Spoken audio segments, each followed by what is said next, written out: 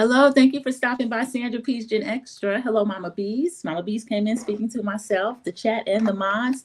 Everyone that's able to join me on the live, I appreciate it so much. And those of you that are here for Team Replay, I appreciate that as well. Thank you so much, Team Replay. Everyone, welcome into Sandra P's Gen Xtra and just press the like button. If you're not subscribed, please go ahead and subscribe. So I forgot what I named it. It's either Monday Monday or Moody Monday, something like that. So this was just me going over some news. The first thing I did want to mention, I can't wait to talk about Sinners. I have a reservation. I'm supposed to go and see the movie tomorrow, but the reviews are so good. I'm trying to escape any spoilers. So I'm not going to be talking about it. I don't have details on it, but I'm proud of Ryan Coogler. I am proud of, thank you, Mama Bees. Can you hear me? Let's see. I'll make sure the mic is okay. One of my recordings were kind of low. So that is something I have to remember to do a sound check. So thank you for coming in and telling me you can hear me. I appreciate that. So I was talking about Sinners. I haven't seen it yet, but that is Ryan Coogler and Michael B. Jordan's project together. They are an amazing team. People are saying that they're like, who's the director? Francis Ford Coppola and Robert De Niro, that they are a team that have decades in their future, as long as they want to work together, and they'll be successful at it because they're amazing. And I cannot wait to see this movie. So I'm excited about it. And also they're speaking a lot about the young lady's performance. She's a British actress. She's Nigerian, British. And she was in Lovecraft Country. She played Ruby. She played Journey Smollet's sister, Ruby. She had some amazing scenes in that, so I cannot wait. Okay, so I need to take a little bit of water. Everyone that has traveled or I've been around, a lot of them are getting ill. I'm not yet, but actually today I started to feel a tickle in my throat, so excuse me. I've had tea, lemon, honey, and now I'm just drinking a lot of water. So excuse my voice if it's not the greatest. Okay, so this is either Moody Monday or Monday Monday, but rest in peace to the Pope. Whether or not you're Catholic, that's something that the news covers it so much. You don't have to be a Catholic to realize the gravity of them losing a Pope. A few months ago, I was on a flight and they were playing this movie called Conclave, and it is about the process of replacing the Pope. And believe it or not, it gets extremely political. They get all the cardinals together. They're at the Vatican. They're locked in. There are nuns in there with them as well. But interestingly enough, the nuns are there to serve the cardinals and the priests and to allow them to have quiet meditation. The food looked good. The nuns cook for them. There's wine. There was a couple of scandals involved in Conclave. So that is something to watch if you're interested in any of it. Sharon Gobble, thank you. Welcome to the chat. I appreciate you coming into the live. Thank you so much. I'm just doing little quick topics for Moody Monday. I just wanted to go live.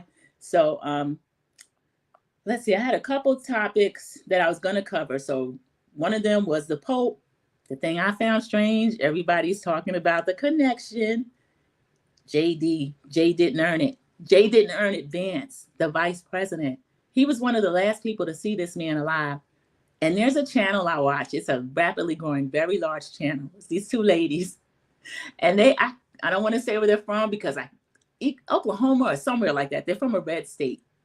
But they drag the Trump administration so much.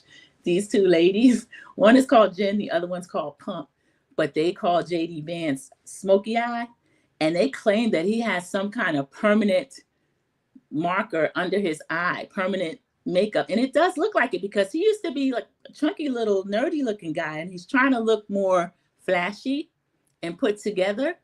And as you saw in his debate, he's kind of tin man. He's not really approachable or likable or any of that. He was nothing like what VP, well, he never got to be VP. He's nothing like what Tim Walz was. Tim Walz was a real person. He's still out there speaking, giving speeches. But Jay didn't earn it. Vance is one of the last people to see the Pope before the Pope checked out. And I can understand that because that man just seemed to me pure evil. But they said the Pope had number 2 meet with Vance as well. And number 2 was doing the talking, his second in command. And they were trying to tell this person that they hope that he has empathy and that he has concern for the poor. We know that that's not true just based on what they've done in this administration. An orange clown crashed the market again today. He's threatening Jerome Powell, who's the chair of the Fed. And then we find out Marjorie Taylor Greene down there in Georgia, Miss Clean the Swamp, she is actually admitted that she purchased a lot on the dip. The first time he crashed the market, she went in there and bought, like it was a fire sale, over $350,000 worth of blue chip stocks that were down because of Trump's actions. So that's amazing. Everyone else is looking at their 401k a little bit concerned, and this person is throwing money into it and then able to benefit from it. So he crashed it again today. I guess she had a chance to buy some more. And then the other thing about this person, she used to own a gym. I don't know what her qualifications are to serve, but she used to own a gym in Georgia. She may still own it, but she was well known in the area. This is all allegedly, and in my opinion, let me try to put my banner up.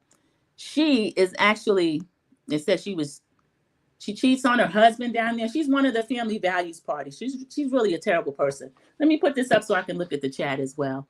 And she's the one that's always into it with Jasmine Crockett, Representative Crockett out of Texas, who is educated. She is an attorney. She is well versed. She studies, she reads, and she has to go up against this gym rat who always has slick words for her.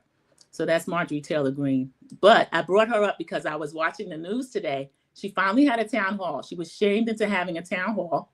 And one of the people were yelling at her and calling her, the lady didn't get the whole 6B. She didn't call her bad built butch body, but it was something about butch body. So that came out again. And Marjorie had the police take this lady out in cuffs. They were tougher on this woman, this constituent, than they were on January 6 people. So that's what they do if you protest, which is why the 92%, we did our protest in November 5th, and we're letting these other people do it going forward. So I've got the banner going. I'm going to pull up, okay, comments. She wasn't the only one. I know that's right, Mama Bees. That's what they do. And that's why I believe it's deliberate. Why would this man threaten the Fed chair? We've never had that before. If President Obama had been manipulating the market like that out in the open, they would have drugged him to the floor of the House, impeached him, dragged him over to the Senate in cuffs, went ahead and confirmed it, and then kicked his tail right on out of there. And he knows it. He said that the other week. He was having some kind of PBS interview, and he said that. Can you imagine if that were me? No, Barack Obama, I cannot imagine if that were you. So the whole thing is just terrible. Let me make sure I'm also live on YouTube because I don't see it in here yet. And I feel like I did put in there. Yeah, I have to be. If you are watching me, then I have to be live on the channel. It shows different in studio. I apologize, everybody. I always do my learning in front of everybody. So I'm going to go in here and make sure it is. I'm sure it is because I wouldn't be able to talk to you in the chat if it weren't live there as well. Okay, YouTube. Okay, and let's see. So now, in all fairness to Jay didn't earn advance, the Pope was 88 years old, so he did live to a ripe old age. They said he died of a stroke. It put him in a coma, and it led to heart failure. So they tolled the bells for him. He's a native from Argentina. So he went to the Philippines and worked with the poor there, and then he worked across Rome. So he passed away at 7:35 this Easter Monday after meeting with the smoky-eyed Jay didn't earn it Vance. And then the next story I'd already covered, speaking about Marjorie Taylor Greene, that is the orange clown crashed the market again today. That was reported on by BBC. Because it's funny, our news doesn't want to tell us a lot of the things that's going on. So I look at BBC, I look at India Times, I look at a lot of different news. And then here's another one. Kristi Noem, she's the head of the Homeland Department of Security. She got robbed in DC, and it wasn't anything vicious. This lady put her purse down, and someone picked it up. Luckily, they have the personal security camera because it's a white man, so it's one of her own. So it's not normally the people that they try to blame. But they didn't catch him yet. And I'll tell you what this lady had in her pocketbook. I don't even carry that. I know that's not smart to be traveling and carry this. So she ate at a restaurant. Homeland Security Secretary Kristi Noem had her bag stolen at a restaurant in DC, her driver's license, medication, apartment keys, passport, DHS access badge, catch that, makeup bag, blank checks, and about 3,000 in cash were taken. That's what she admitted to. She might have been had more than that, probably strapped too. Security footage showed an unknown white male steal the bag. So I can't believe they put that in there. Can you believe that? And somebody in the comments said, no, surely it was a brown illegal trans person. You see how then they said who got it. And so if I'm traveling, anybody, if you're traveling, try not to have your ID. You really should have a copy of your passport. Put that in the hotel safe. You shouldn't have that out with you. But the DHS access badge, that's kind of concerning. So we'll see about that. Okay, and then I'm going to get to some fun stuff because reading about, oh, there's one more, the drunken Peter Hegseth, drunken Secretary of Defense, might be on his way out. Trump expressed complete support for him today through his press secretary. That lady is, I don't know what's wrong with her. She's like one of those kids that speak up in class and the teacher really loves, but the other students know that she's a dummy. She said, President Trump has 100% faith in him, this, that, and the other. But I think he's on his way out because y'all remember a couple of weeks ago, maybe a month, the first Signal chat that he had disclosed a lot of plans and actually go time of war plans against the Houthi rebels. And he had all these people in the chat, including a reporter. They didn't even know who the person was. So now there's another Signal chat with the same type information, but his wife is involved. She works or used to work with Fox News, but she doesn't have any security clearance. She doesn't have any of the clearances to receive that information. And she's been sitting in on meetings as well. His brother, and I don't know if those of you old enough to remember Jimmy Carter had a brother, Billy, and they would always complain, Billy, his brother, this, that, and the other. That man wasn't in top security meetings, but Pete Hegseth's brother is on this chain of texts. And then also his personal lawyer. You know, he has a personal lawyer because he's been accused and also charged with SA against multiple various women. I just found out that the man, this wife is his third wife. So Family Values Party, this is his third wife that's sitting in these meetings. He has 7 children among 3 women. So that seems to be a trend for this administration. A bunch of degenerates, in my opinion. Okay, so we'll get to the fun stuff. I wanted to speak about the ladies of Bravo. I talked that we had actually, I looked at Nene Leakes' interview that she did with Latasha Scott. And there were some criticisms I had of it. Some of the questions she had, I feel like she didn't know the subject. But Nene did a little 13-minute follow-up, and she said that she does read comments. She reads the questions that people have, and she gave some additional information. Nene said that with her interview, she wants to actually get to know her subjects during the interview, especially if she doesn't know the person. So I can understand that strategy. She said there were also people that were like, oh, you're easy on her, this and that. Now, I admired Nene's strategy at the time because Latasha is a personality that gets very defensive. And if we watched her on the SWV Escape show and the way she was portrayed, she just seemed to be really nasty. But I've seen her also be engaging and be kind of sweet. She can be. I think a lot of the negativity is from Rocky, who always pretends like he's joking, but I sense a mean streak in Rocky. I don't care for Rocky. And she stands with Rocky against her sister all the time, which, I mean, that's her husband. That is her, you know, they're one, but I don't understand kind of kicking out your sister and the whole family except your mother for your husband when this person, there is a baby on the side. That girl's supposed to be coming out and saying what the real deal is because the girl has been out before talking about Latasha. So we'll see what happens with that. But Nene, she did show us that she's trying to be more consistent. She acknowledged that. She said that she also doesn't watch TV. So she said there's a lot of people that, now of course she knows Latasha because she's from Atlanta, but there's a lot of people that she doesn't really know about. Glam Rocks, welcome to the chat. Thank you so much. It's good to see you. The beautiful Glam Rocks content creator. She is speaking to everyone as she enters the chat. So thank you so much. So I think Nene did an excellent job. Nene did a really good job with that interview. And let's hope that she does more. I know she's reached out to Melody Cherie, formerly of Love and Marriage Huntsville, the show that she created. So we'll see if Mel gets back in touch with her. I think she's not able to get in touch. Mel probably wants to do her own thing. I don't blame her for that at all. She should, I don't know what outlet Mel should go to. Maybe she'll go to her own. We'll see that. So she, Nene updated the viewers. Okay, so now there is more Bravo news. Portia had a really cute video with Miss Diane, the beautiful Miss Diane. I get on Miss Diane because Miss Diane is a trip. Sometimes the information that she gives to Portia and the things that she allows Portia to do, she treats Portia like a big old baby. And we see sometimes Portia being kind of a brat. And I think a lot of that is due to Miss Diane. But they had a really cute video that they were shooting, and they were making, they were getting together. I call her Portia Jr., but it's Pilar. PJ's baskets and everything for Easter. So I thought that was really sweet. Kenya did not update anything that I saw. Shamia's doing something where she's cleaning out that closet. I didn't even watch that. I'll watch it again, but I don't think I'm Shamia's size. If Shamia was giving away some clothes, maybe I would be interested in it. But other than that, I didn't really care about that. So Shamia is updating her YouTube channel pretty regularly. Kenya Moore is a little more sporadic. I think she'll be more consistent now because that's really her only outlet to speak. Nene has proven a little bit better as far as consistency, and also Portia. So we'll see who else comes up with the channel. Britt Edie's still on the show. We haven't seen anything from her. She's going to different outlets interviewing. She seemed to be really sensitive. So I don't know that she could actually take any feedback, any constructive criticism, anything like that, because her face just gets really blank or extremely angry if she hears or sees something that she doesn't like. So I'm still not a fan at all of Britt Edie.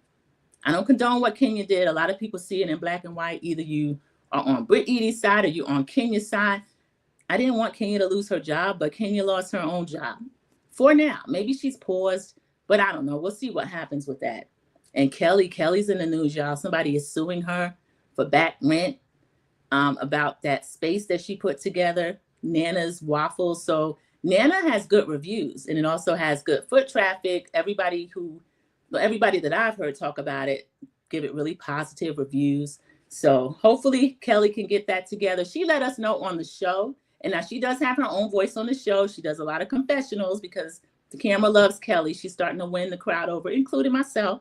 I didn't love her the first week, but I do see a lot more humor in Kelly. I love her relationship with her daughters.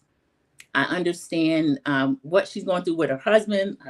I'm not able to empathize because I've never been through that, but that man is dragging her through the ringer. And she mentioned that he is really tough about the business. She seems to have a business mind and be a businesswoman, but she mentioned that he would almost want the business to fail. So if he's one of those type men, I could see that. If you leave me, you're going to have nothing. So I could see that happening. Thumbs down to Britt from Sharon Godball. Same to me. I just try to show her a little compassion because she's really terrible. And then Bravo did her a disservice. She's sitting up there like she's Queen Bee, like she was able to knock a queen off her square. But Kenya did that to herself. The fact that Bravo allowed all of those wheels to go into motion, it's not in Britt's favor. Britt, to me, I think she's going to be one and done. Because the other thing I'm thinking about, if this had not happened with Kenya, what would Britt be talking about? What would Britt be talking about? We saw her go pretend to buy a car or change the lease or whatever she was doing with her husband. We get to tell him another week that she's doing too much, which she was, leg all out the window. So I don't know. I feel kind of badly for Britt. I do. Because looking at her mom, we've seen her mom on the show try to give encouraging words, but she was bragging about being a video vixen from the age of a teen and around people like Rick Ross. And we know that Rick Ross, the boss, every time that he's with a woman and she ends up leaving him, their intimate videos, photos get out to the world. Not saying it's him, but allegedly, and in my opinion, that's just too much of a coincidence. So I don't know if he's trying to prove that he's had all these women. I believe he can get all these women because he has the money. Now, when he was a correctional officer, allegedly, and in my opinion, I don't know if he was getting the women like that, but he was able to pull the likes of a Britt Edie and then others as well. So, okay, I have another topic. This one, now Target was supposed to be starting 40 days from Lent, that we're not going in Target. Is everybody still not shopping at Target? I have to admit, I haven't been in Target, but I did get necessities delivered from Target. Okay, so I'm not, I used to be in Target at least like 4 or 5 times a week. So now I am not, but I have shopped from Target because I have to get more understanding on the boycott. But the reason I brought them up is that the president of Target, CEO of Target, called Reverend Al and is doing a sit down with Reverend Al. Now, okay, Reverend Al I've been aware of for years. He's the person that takes the call and he's king of the black people, according to a certain group of people. But to me, Reverend Al Sharpton doesn't speak for me at all. If he told Target, okay, we're going to stop the boycott, we're going to start buying from there again, I don't think he has the sway to be able to do that. And I can't name, I don't like the one black leader thing, because whenever we've done that, king of the black people, that is the person that they target and usually get him up out of here. We can say that with Martin Luther King. We can say that with Malcolm X. We go back years before them, Medgar Evers. Right in front of his house, they took that man out in front of his wife and children looking out the window. So I don't think it's smart trying to be king of the blacks, but they sat down with Reverend Al. I haven't shopped at Target in a while. Yes, Sharon. And you know what? I actually didn't miss it like I thought I would. I don't really care. Walmart, I haven't, but there was nothing officially on Walmart. I know they're on the list, but I've never been pleased with their quality, their customer service, the cleanliness of their stores, nothing. So it's been a long time since I've been in a Walmart, even before the election. So right now I just do local stores. Haven't heard anything terrible about Dollar General, Family Dollar, anything like that. So I don't know. I mean, you have to have detergent, Scott tissue, or whatever brand of toilet paper you buy, things like that. There are things that you actually need. So, Okay. And also I wanted to speak about Drew and Ralph. I'm not going to recap the episode. The four have been doing individual lives, but they're not up to, we haven't done the panel yet for this episode. So we're going to talk and find out if we're all going to do one, but we're all giving our opinions on it because it's news outside of just the recap of the episode. Drew and Ralph.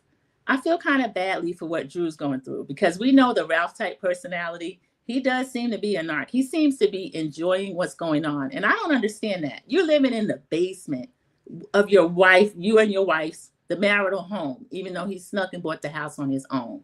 So we see this week that he had a great day in court. Drew had a terrible day in court. And I felt so sorry for Drew when she was in the car and she was crying. And Ralph was doing this kind of like coon skip, yay, something. And I thought that was disgusting. And Drew rolled down the window, and Drew doesn't let her guard down. Drew does lie. She lies a lot. But I felt badly for Drew. And I could tell that was her sentiment was sincere when she said, "You're a dumbass for that." So that was the strongest we're going to get out of Drew. Drew didn't curse him out. He should have been all kind of MFers. He should have been all kind of blood clot. And I don't say blood clot. I don't say, I'm not even from the Caribbean, but that was probably the worst thing I ever heard. My ex-husband's from the Caribbean. He's from Dominica. He didn't curse a lot. But if somebody got cursed out, if MF came out, if blood clot came out, any of that came out, the person was getting really cursed out. All kind of stuff, real bad. So Drew could have called Ralph all of that, because I thought he was disgusted, skipping. And then he hasn't even turned in all of his financials and paperwork, but Drew has. So her attorney, she might need another attorney, y'all. The lady seems real friendly, but she doesn't seem that knowledgeable to me. So you don't have to be my best friend. You need to be a shark in that courtroom for me and my children. So that lady really got on my nerves. It ended up Ralph getting everything he wanted. He said, "Oh yeah, I get to stay. He's doing a little Hollywood shuffle. Disgusting. He just wants to be seen, Mama B says. Oh, thank you so much. Thank you, Capricorn Flower. I got my nails done on the boat Wednesday. So, and this is new edition from Cincinnati Music Festival. We haven't decided when we're going to get to see them this summer. Linda Gamble came in a chat one night and told me that, I forgot the area, but it's Texas. They're going to have new edition at Juneteenth. I think Juneteenth going to just be us this year, y'all. I'm waiting on some type of announcement where they're going to try to call it up, but we never asked anybody if we could have it anyway. Juneteenth has always been us. I didn't like it going national, honestly. Glamrock said, my son father's from St. Croix. That's exactly how they cuss. Don't they, Glamrocks? They have their own way of cursing. And the first few times I heard that, I was like, oh my God, this is the most terrible thing I ever heard. But it's funny because the patois gets real thick. MF is the worst curse I could say. But when you talk about me mother such and such and blood clot and all of that, it's like, woo, it's like you kind of cursing a person or damning them to hell. But Drew would have been right to say all that to Ralph, because he had no right to skip to the loo and all this. Because we saw last week, the little girl was supposed to be going to Ralph, meaning he's coming upstairs. And the kids are always well-mannered. But Drew said they kind of having a little problem. Little girl didn't want her little hair done. She was just getting a little bun. and she was kind of disheveled, her little hair. So Drew had to get her together. And the little boy, Ralph, remember Ralph was going to adopt that little boy, and the man wrote a book, y'all. He had written a book. But then he spoke to the child's father and said, I don't want to take that right away from another man. Now, those of us that watched, we called bull at the time. We said, Ralph doesn't want to adopt that child. He and Drew are not going to be together, and he knows it. And he ended up doing exactly that. He speaks to his daughter. He loves on his daughter. We don't see any interaction with Drew's son that Ralph has raised. So that it's just disgraceful. I mean, I know he likes to try to skip to the loo and get laughs, but I found him really repulsive. CNTG Mom, welcome to the chat. She came in speaking to everybody. Thank you so much for coming in. I appreciate it. So that is the main things I wanted to talk about. Portia. When I reviewed her YouTube that she did, I actually called Portia out for, I think she's lying. She's pretending that the Drew, Ralph, Dennis thing is a storyline, and I believe it is. She's claiming that she's not involved. I think Portia is involved. I think she's trying to keep this going on with Drew. So we'll talk about it during the recap. But I felt badly for Drew that Portia is trying to ice this girl out. We see when that happens on other shows, it makes for a miserable experience for the viewer, for the person being iced out. And then Drew's going through a divorce too. So we see a few clips coming up where Drew's going to have her little say. She's going to get a few little snide comments in at Portia. And I don't blame her, because I don't like how Portia's acting. It is Portia's birthday trip. But what we know, unfortunately, we know a lot what goes on behind the scenes. What I want to know, did Bravo pay for the trip? If Bravo paid for the trip, of course, Portia can invite who she wants, but she cannot ice out a cast member. So that wasn't fair. Now, Angela, was she being messy? Yes, she was. But I was glad Angela still invited Drew, because Drew's going through a divorce as well. We see Ralph and how he treats her on TV. So I just hate to see Drew treated like that. And Drew can be annoying. Is she annoying? Yes, she is. Is she undercover, does a lot of little stuff with the go naked hair, trying to put together something? Yeah, she did. Okay, I'm not going to say Drew cannot be slick, but I just don't like it. Mama B's, I kind of slept through it, and then I woke up and had to rewind it. It was boring. Kelly was trying her little best. She's like a little duck. They look calm on top, but they little feet is just flapping under the water. Kelly's trying to do the best she can. Britt, as I said, she doesn't have a story. So they're going to turn in the leased car. She claimed they're buying it. Okay, Britt, I give you that. We don't know what your husband does. Okay, maybe he has a box truck. We don't know what Mike does. He seems to be her handler. Allegedly, and in my opinion. I don't see any chemistry there. I think she looks at him as kind of a protector. She mentioned they got married in Vegas and this, that, and the other. And then the rumors of what Britt used to do. That's the other thing. Drew asked her at the table, did you sell it? Sell what? What else would you be selling, Britt? You claim you were not claim, she was in videos. She was a video girl during her teen years. So yes, she did. And Kenya brought that out. Now, I haven't talked about the insurance fraud and all that, but that's the other thing Kenya brought out, but the producers didn't show that. So they seem to have chosen Britt, even though she has a lot of skeletons gonna fall out her closet. So we'll see. I know, Cece, not the box truck. I'm telling you, some of those own shows, they just bleed onto every other thing around. I'm talking about Glenn. And I didn't even get to watch Bell Collective last season because I tried to watch the first few episodes and I just didn't care for the way it went. I actually kind of checked out from them. Might have been last season, whenever that season was, when is her name? I can't even remember her name now. The one that owns the hair business. She could be Latrice something. But she's married to Cliff. She's married to the old man. And he had her by the arm just because she was out with her friend. And the friend wasn't even like a young, fine, straight man. The friend was Joshy. Now, any husband who would be jealous of the likes of a Joshy, there's something going on with that. And he had his hands on her, grabbed her by the shoulder. And then production zoomed in and you could see fingerprints on this girl's shoulder. And then Carlos King had the nerve to ask the girl about it at the reunion, which is dangerous. If someone's in danger, you shouldn't ask them about that person in front of that person. What's she supposed to say? So yeah, Glenn with the box truck. They started a whole business and nobody told the wife. So that is a mess.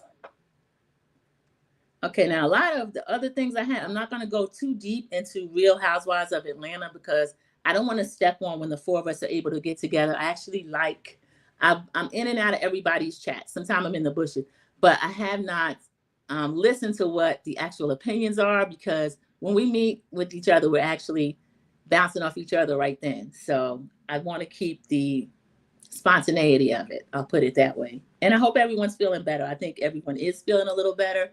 Travel can be kind of rough on you. And like with me, I was on a cruise. So I was on a flight, pretty long flight. We flew to LA, and then the cruise for 6 days, and then the change in weather. So that is kind of sneaking up on me a little bit, but I'm blessed. I didn't really catch anything. So I wanted to start out with the political type news so that we could end on like the funny or the fun stuff that we could joke about, like the Bravo thing that's going on. And I'm sorry, my nose is getting ready to run. I apologize. So I'm going to end this, and we're right at 30. So the 30-30, everybody knows I like to just be considerate of your time. I appreciate any time you spend with me, and I will see you in these YouTube streets. Thank you for stopping by Sandra P's Gen Xtra, and I hope everyone enjoys the rest of their day. And have a great night, everybody. Bye.